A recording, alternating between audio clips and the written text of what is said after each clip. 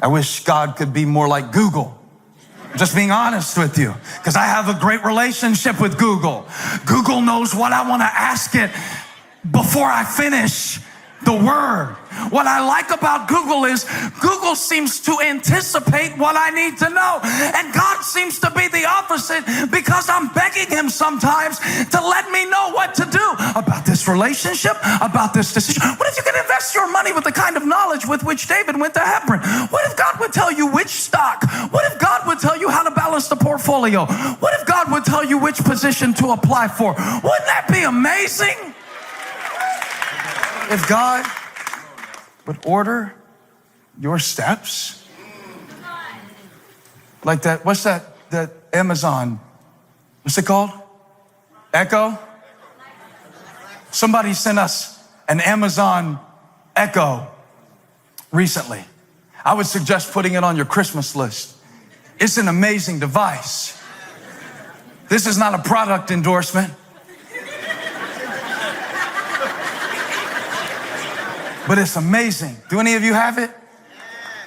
It's voice activated, because sometimes you can't be bothered to have to use your thumbs.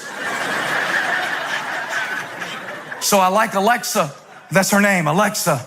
I have a relationship with Alexa where I say her name, I say Alexa, and she lights up, kind of like Holly when I say her. What? She's nodding. And I can tell her what song to play, what task to perform. Alexa, and she lights up and she answers me. She hears me when I call. She's like the Lord. Well, yesterday I walked in and Graham was doing his homework. But I want you to see something. I caught it on my video camera because I've never seen anything like this before. If 88 minus n equals, I don't know. Alexa, what is 19 plus 9? The sum of 19 and 9 is 28. Are you kidding me right now? Are you kidding me? What? Are you kidding me right now? About what? How you doing your homework? I am checking. He's checking. Alexa. Checking. Touch your neighbor and say, I'm checking. I'm checking. I already did the work. I'm just checking. And see, I have a feeling when David inquired of the Lord, where do I go next?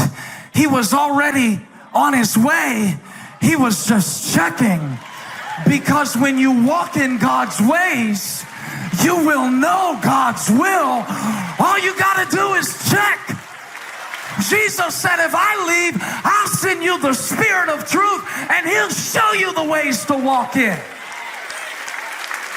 I'm checking. See, I don't have to ask God about every decision. I don't have to stress about God's will. When I live my life in God's ways, I have the confidence that my steps are ordered. Where's my organ? My steps are ordered by the Lord because I delight in his way. Why aren't y'all on your feet? I'm trying to tell you, you don't have to worry so much about what. When you get your why right, when you walk in the ways of God, when you submit to him,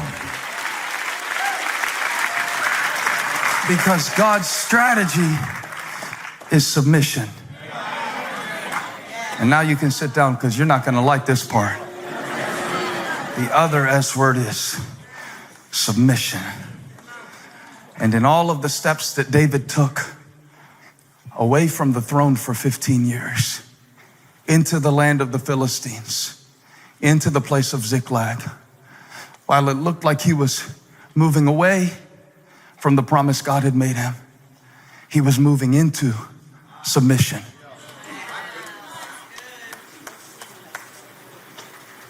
Submission. The steps of a good man are ordered. Wait a minute. That's what they do in the military. Ordered. And I found out a lot of people will rejoice over the sovereignty of God, but resist submission.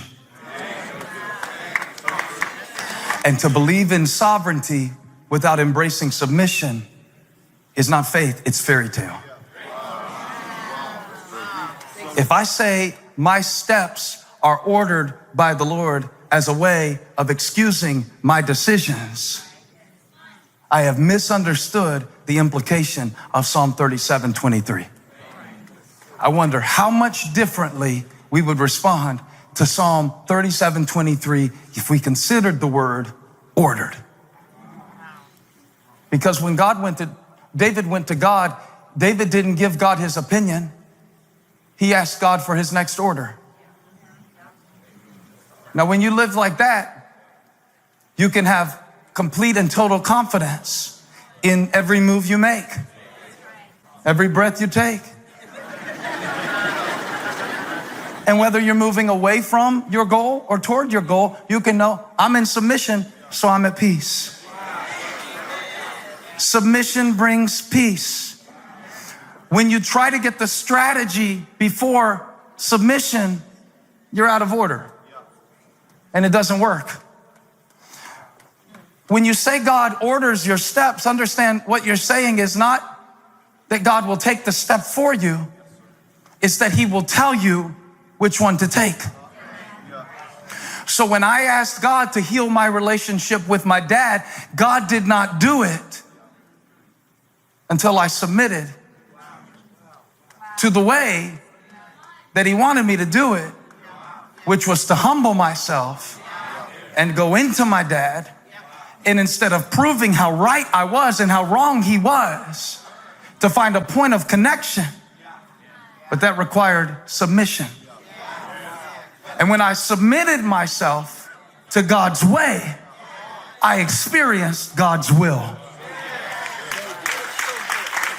A lot of the things that are not working in my life are because I'm out of order. Sometimes when your finances are out of order, you have the money you need. It's just not in. I think I preached us into a funeral. It's because God is really not first in your priorities. I can tell by your ledger.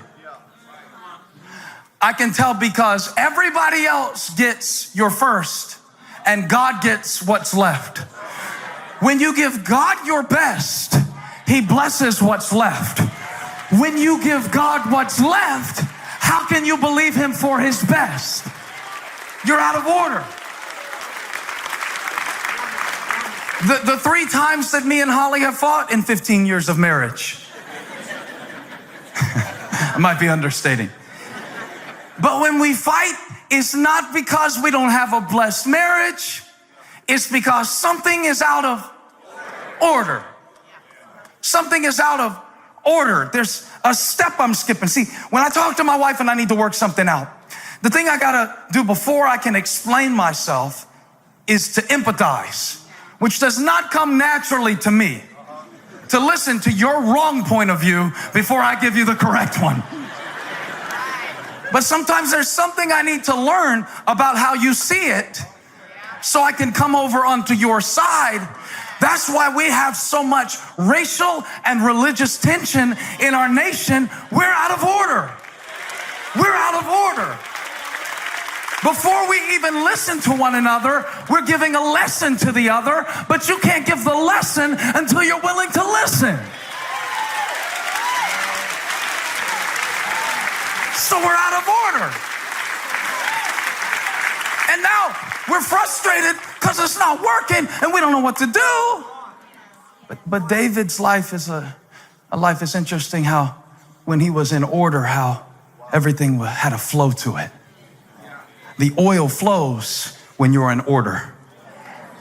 The Bible says he inquired of the Lord, shall I go up to one of the cities of Judah, which was not, by the way, the ultimate capital, because everything God does, he does in steps and stages.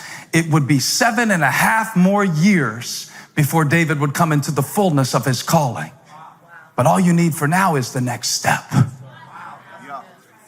David had been making moves. See, he had been working toward this moment where he would go to Judah, and he had sent the men of Judah gifts, and he was set up now. And he asked God, is now the time? Because I don't want to move till you want me to move. And in one sentence, God taught him his next move, because for 15 years, God had taught him to submit.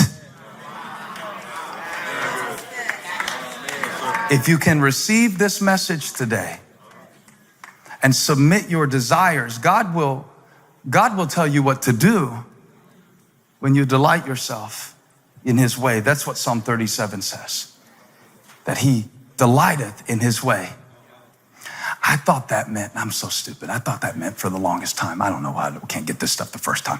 I thought that meant God delights in his way. The steps of a good man are ordered by the Lord. Put it up there. The steps of a good man are ordered by the Lord, and he delighteth in his way. I thought that meant that if I'm a good man and my steps are ordered, God will delight in. Well, of course God delights in the way that he orders. That doesn't make any sense. It means that when I delight in his way, see, he delighteth in his way. Who's he? The man whose steps are ordered. When I delight in God's way, I will be in God's will. And my steps will be ordered. And I can stay on this step as long as I need to stay on this step. And I can stay in this season as long as I need to be in this season. Because God, I don't want to go into any greater responsibility or influence until you say I'm ready. I don't want to come out of this oven till I'm ready. I don't want to enter into the promotion until I'm ready. And when you say step, I step, and my steps are ordered.